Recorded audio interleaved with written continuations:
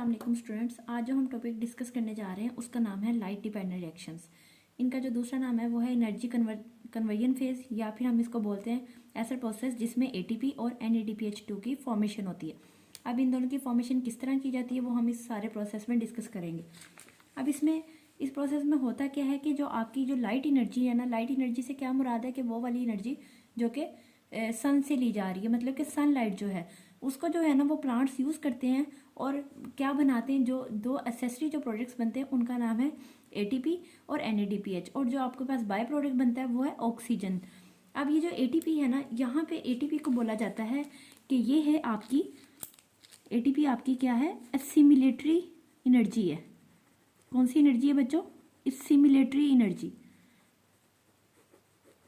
NADPH2 जो है वो है रिड्यूसिंग पावर, ऐसी रिड्यूसिंग पावर जो आगे डार्क रिएक्शंस में यूज़ होगी ताकि क्या बनाई जा सके, ग्लूकोज केल्विन साइकिल में यूज़ होगी। वो मैं जब आपको नेक्स्ट टॉपिक लगाऊंगी केल्विन साइकिल का, इसमें उसका जो है ना यूज़ आ जाएगा। और जो ऑक्सीजन बनती है ना इस प्रोसेस में, वो एज अ बाय प्रोडक्ट बन रही होती है। और आपको पता है बच्चों, ये जो ऑक्सीजन बन रही है, ये ऑक्सीजन कहाँ जाती है? ये ऑक्सीजन चली जाती है आपके एटमॉस्फेयर में। और जो एटमॉस्फेयर में जो ज़्यादातर ऑक्सीजन की जो रेप्लिशमेंट होती है वो कहाँ से आती है? फोटोसिंथेसिस से आती है। और वो प्रोसेस कौन सा होता है? जब लाइट की डिपेंडेंट रिएक्शंस में होता है, नॉन साइक्लिक फॉस्फोराइलेशन में ये प्रोसेस हो रहा है और आपकी ऑक्सीजन बन रही है जो कि दोबारा एटमॉस्फेयर में जाके एब्जॉर्ब हो जाएगी। और वो ऑक्सीजन हम लोग ह्यूमंस यूज़ करते हैं किसके लिए? रेस्पिरेशन के लिए। तो ये कहाँ चली जाती है? एटमॉस्फेयर में। अब स्टूडेंट्स, हमने ये बात तो पढ़ ली कि एक मफहूम हमने देख लिया कि ये वाला प्रोसेस हो रहा है। तो ये प्रोसेस कहाँ पे हो रहा है? ये प्रोसेस होता है थैलाकॉइड मेम्ब्रेन में, प्लांट्स की थैलाकॉइड मेम्ब्रेन में, लीव्स के ऊपर। अब इस प्रोसेस को चलाने के लिए जो है ना प्लांट को चाहिए होता है कि फोटोसिंथेटिक पिगमेंट्स चाहिए होते हैं। उन फोटोसिंथेटिक पिगमेंट्स का क्या नाम है? फोटोसिस्टम। और फोटोसिस्टम जो है स्टूडेंट्स वो क्लस्टर्स की फॉर्म में होता है, क्लस्टर ऑफ फोटोसिंथेटिक पिगमेंट। अब फोटोसिस्टम्स के दो पार्ट हैं, एक का नाम है एंटीना कॉम्प्लेक्स, दूसरे का नाम है रिएक्शन सेंटर। इन दोनों में क्या क्या पाया जाता है कि एंटीना कॉम्प्लेक्स में आपके पास होता है क्लोरोफिल A, क्लोरोफिल B और कैरोटीनाइड्स। क्या होते हैं स्टूडेंट्स? कैरोटीनाइड्स। जब और इसका फंक्शन क्या है? एंटीना कॉम्प्लेक्स जो है वो सिर्फ एब्जॉर्प्शन ऑफ लाइट एनर्जी करता है। क्या करता है? इसका मेन फंक्शन क्या है कि ये एब्जॉर्प्शन करवाता है लाइट एनर्जी की। ओके स्टूडेंट्स, जबकि जो आपका रिएक्शन सेंटर है इसमें कौन कौन से पिगमेंट्स पाए जाते हैं? इसमें पाया जाता है आपके पास chlorophyll A, primary electron acceptor, और थर्ड पे इसमें होता है इलेक्ट्रॉन ट्रांसपोर्ट चेन। लेकिन स्टूडेंट्स, यहाँ पे जब हमने एंटीना कॉम्प्लेक्स डिस्कस किया तो हमने पढ़ा कि इसमें क्लोरोफिल A, B और कैरोटीनाइड्स होते हैं। लेकिन जो रिएक्शन सेंटर है उसके पास सिर्फ क्लोरोफिल A होता है, प्राइमरी इलेक्ट्रॉन एक्सेप्टर और इलेक्ट्रॉन ट्रांसपोर्ट चेन। अब जोन सी एनर्जी जो एंटीना कॉम्प्लेक्स जो एब्जॉर्ब करेगा वो कहाँ पे यूटिलाइज होगी? वो रिएक्शन सेंटर में यूटिलाइज होगी। तो इसका मेन फंक्शन क्या हो गया कि ये यूटिलाइजेशन ऑफ एनर्जी करता है। मतलब ये कि जब light energy antenna complex absorb कर लेगा तो वो जो लाइट एनर्जी कन्वर्ट होगी केमिकल एनर्जी में, वो कौन करेगा? आपका रिएक्शन सेंटर करेगा। ठीक है, ये बात समझ आ गई है कि दो पार्ट्स हैं फोटोसिस्टम के और दोनों के अलग अलग फंक्शन है। अब जो एक बात मैं यहाँ पे एडिशनल बता दूं आप लोगों को कि ये जो इलेक्ट्रॉन ट्रांसपोर्ट चेन है ना, इसके दौरान ATP की फॉर्मेशन होती है और उस प्रोसेस को केमियोस्मोसिस बोलते हैं। ये जब हम आगे जी स्कीम पढ़ेंगे ये मैं आपको तब बता दूंगी। अब ये जो हमने क्लोरोफिल A यहाँ पे पढ़ा है, आपको क्या लगता है कि यहाँ पे ऐसे ही मौजूद है? नहीं, इसका कुछ ना कुछ पर्पज है यहाँ पे। और वो क्या है कि यहाँ का जो क्लोरोफिल A है ना,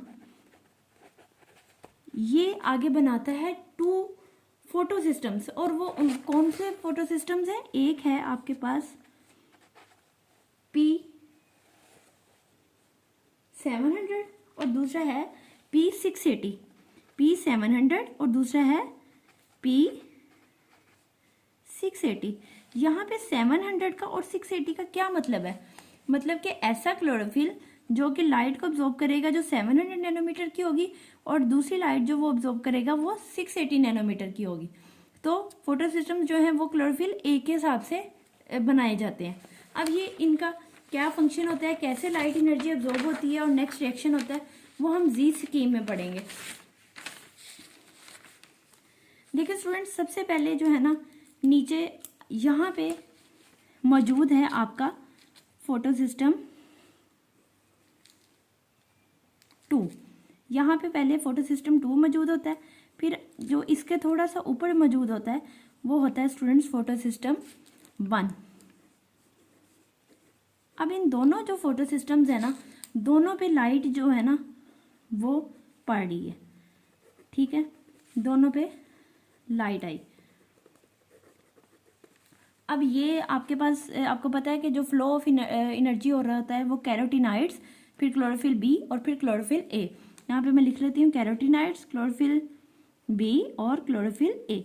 अब जब लाइट एनर्जी पड़ती है तो कैरोटीनाइड्स क्या करते हैं, अपने इलेक्ट्रॉन्स को रिलीज करवा देते हैं, क्योंकि वो एक्साइटेड स्टेट में चले जाते हैं तो उनके इलेक्ट्रॉन्स रिलीज हो जाते हैं।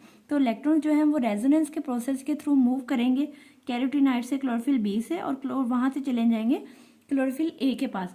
अब जो क्लोरोफिल ए जो है वो एक्साइटेड स्टेट में आ चुका है, तो इस दौरान क्या होगा कि जो क्लोरोफिल ए के जो इलेक्ट्रॉन्स हैं वो कहाँ चले जाएंगे, वो स्टूडेंट्स मूव कर जाएंगे प्राइमरी इलेक्ट्रॉन एक्सेप्टर के पास। किसके पास चले जाएंगे स्टूडेंट्स, इलेक्ट्रॉन्स देखें, 2 इलेक्ट्रॉन्स जा रहे हैं फोटो सिस्टम 2 से, जो कि 680 नैनोमीटर पे होता है, चले जाएंगे वो प्राइमरी इलेक्ट्रॉन एक्सेप्टर के साथ। और ये है आपका फोटो सिस्टम 1 जो कि है 700 नैनोमीटर पे। अब स्टूडेंट्स ये देखें, जब यहाँ से इलेक्ट्रॉन्स ऊपर चले गए तो यहाँ पे क्लोरोफिल ए में एक होल सा क्रिएट हो जाता है, ठीक है ना, क्योंकि अब जब ये होल क्रिएट हो गया तो इसका मतलब ये कि ये अनस्टेबल हो गया। अब इसको एक कुछ ना कुछ जो है ना इलेक्ट्रॉन चाहिए खुद को स्टेबलाइज करने के लिए। अब इसको स्टेबलाइज करने के लिए यहाँ पे क्या होता है कि जो वाटर मॉलिक्यूल है ना, वाटर मॉलिक्यूल की यहाँ पे स्प्लिटिंग होती है, वो 3 चीज़ें बनाता है। क्या क्या बनाता है, एक वो बनाता है 2H पॉजिटिव, साथ में हाफ ऑक्सीजन और 2 इलेक्ट्रॉन्स। ये जो 2 इलेक्ट्रॉन्स हैं वो चले जाएंगे क्लोरोफिल ए के पास और जाके इसका जो होल है ना उसको फिल कर देंगे। और इस प्रोसेस को बच्चों बोलते हैं फोटोलाइसिस। क्या बोलते हैं, फोटोलाइसिस। और यहाँ जो ऑक्सीजन प्रोड्यूस हो रही है वो बच्चों आपकी जाएगी एटमॉस्फेयर में। अब यहाँ पे जो क्लोरोफिल ए है उसका होल जो है ना वो फिलअप हो चुका है। अब ये जब इलेक्ट्रॉन आपका चला गया है प्राइमरी इलेक्ट्रॉन रिसेप्टर के पास, अब ये वहाँ पे ज़्यादा देर तो नहीं ना रुकेगा, ये एक्साइटेड स्टेट में आ गया। अब इसने अपने इलेक्ट्रॉन्स ट्रांसफर करने हैं, तो ये अपने इलेक्ट्रॉन्स किसको ट्रांसफर करेगा, ये करेगा इलेक्ट्रॉन ट्रांसपोर्ट चेन को। अब इलेक्ट्रॉन ट्रांसपोर्ट चेन में जो पहला स्टूडेंट्स आपके पास जो कंपोनेंट आता है वो आता है प्लास्टोक्विनोन, जिसको हम एब्रीवेशन देते हैं PQ की। PQ से आपके इलेक्ट्रॉन्स जाते हैं साइटोक्रोम कॉम्प्लेक्स के पास, वहां से बच्चों आपके इलेक्ट्रॉन्स मूव करते हैं प्लास्टोसायनिन और वहां से जाते हैं फोटो सिस्टम 1 पे। अब देखें स्टूडेंट्स, आपका जो इलेक्ट्रॉन है ना यहाँ से डाउन द चेन जो है वो मूव कर रहा है। अब जब आप खुद बताएं, ऊपर हाइट स्टेट है और नीचे जो है वो लोअर स्टेट है। जब इलेक्ट्रॉन्स हाइट से लोअर स्टेट में आना शुरू हो जाते हैं तो वो क्या रिलीज करते हैं, वो एनर्जी रिलीज करते हैं। और यहाँ जो ये इलेक्ट्रॉन्स एनर्जी रिलीज कर रहे हैं वो एनर्जी यूटिलाइज हो जाती है क्या बनाने के लिए, ATP बनाने के लिए। और ATP का बनने का प्रोसेस जो है उसको बच्चों क्या बोलते हैं, उसको बोलते हैं केमिओस्मोसिस। क्या बोलते हैं बच्चों, केमिओस्मोसिस। ओके, अब यहाँ पे देखें, जब इलेक्ट्रॉन जो है प्लास्टोसायनिन से आ गया है फोटो सिस्टम 1 के पास, तो अब देखें जो होल यहाँ पे जो लाइट जब फोटो सिस्टम 1 पे पड़ी थी और जो यहाँ पे होल क्रिएट हुआ था वो होल किसने फिल कर दिया, इलेक्ट्रॉन ने आके फिल कर दिया। अब ये जो यहाँ का जो इलेक्ट्रॉन था ये किसके पास गया बच्चों, ये गया अगेन प्राइमरी इलेक्ट्रॉन एक्सेप्टर के पास। तो एक बच्चों ये वाली चेन होगी आपके पास, और दूसरी चेन जो है जो फोटो सिस्टम 1 से स्टार्ट होती है, अब इलेक्ट्रॉन उसके पास जाएगा। अब ये जो यहाँ पे आपका प्राइमरी इलेक्ट्रॉन एक्सेप्टर है जहाँ जिसके पास 2 इलेक्ट्रॉन चले गए हैं और वो हायर स्टेट में आ चुका है, ये आगे इलेक्ट्रॉन को ट्रांसफर करेगा फेरिडोक्सिन के पास। किसके पास बच्चों, फेरिडोक्सिन। फेरिडोक्सिन FD से जाहिर है कि ये एक आयरन कंटेनिंग प्रोटीन है। कौन सी बच्चों, आयरन कंटेनिंग। और ये जो आपके पास ये प्लास्टोसायनिन है ये बच्चों कॉपर कंटेनिंग प्रोटीन होती है। अब ये आपका इलेक्ट्रॉन आ चुका है FD+ के पास। यहाँ से आपका जो इलेक्ट्रॉन है वो ट्रांसफर होगा NADP रिडक्टेज, किसके पास बच्चों? NADP रिडक्टेज, जो कि एक ऑक्सीडाइजिंग एजेंट है। ऑक्सीडाइजिंग एजेंट का मतलब क्या है कि वो खुद की रिडक्शन करेगा और दूसरे की ऑक्सीडेशन। NADP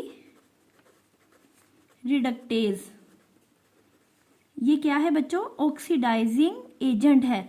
अब दूसरे की ऑक्सीडेशन करेगा, मतलब ये कि दूसरे से इलेक्ट्रॉन ले लेगा और खुद की रिडक्शन मतलब खुद इलेक्ट्रॉन एक्सेप्ट कर लेगा। और ये क्या बनाएगा बच्चों? देखें NADP है ना, यहाँ पे क्या होगा? NADP प्लस, इसने इलेक्ट्रॉन ले लिया आयरन से 2 इलेक्ट्रॉन्स। और बच्चों ये जो हमने यहाँ पे प्रोटॉन बनाया है 2H पॉजिटिव, ये कहाँ जाएगा? ये यहाँ पे NADP के साथ मिल जाएगा और हमारे पास बच्चों क्या बन जाएगा? हमारे पास बनेगा NADPH प्लस H पॉजिटिव। ये जो आपके पास NADPH है, ये आपको पता है ये रिड्यूसिंग पावर है, जो कि नेक्स्ट यूज होगी आपके केल्विन साइकिल में। तो बच्चों आप देख सकते हैं कि अगर हम इसको रोटेट करके देखें, ये एक Z स्कीम है, मतलब ये देखें Z की फॉर्म में चल रहा है और इस प्रोसेस में 2 फोटो सिस्टम्स इन्वॉल्व हो रहे हैं।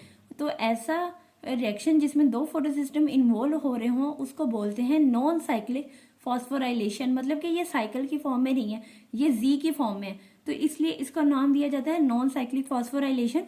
और इसमें जो ATP बनती है उस प्रोसेस को बोला जाता है केमियोस्मोसिस, या जो उसका दूसरा नाम है वो है non cyclic photophosphorylation.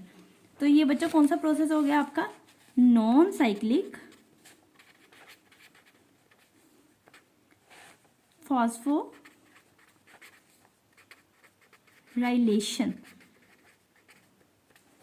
Okay students, ये बात समझ आ गई आपको? अगर कोई क्वेश्चन है आपका इसके मुतालिक तो मुझे कमेंट सेक्शन में बता दें। चैनल पे न्यू है तो इसको सब्सक्राइब करें, वीडियो को शेयर और लाइक करें। अल्लाह हाफिज़ एंड टेक केयर।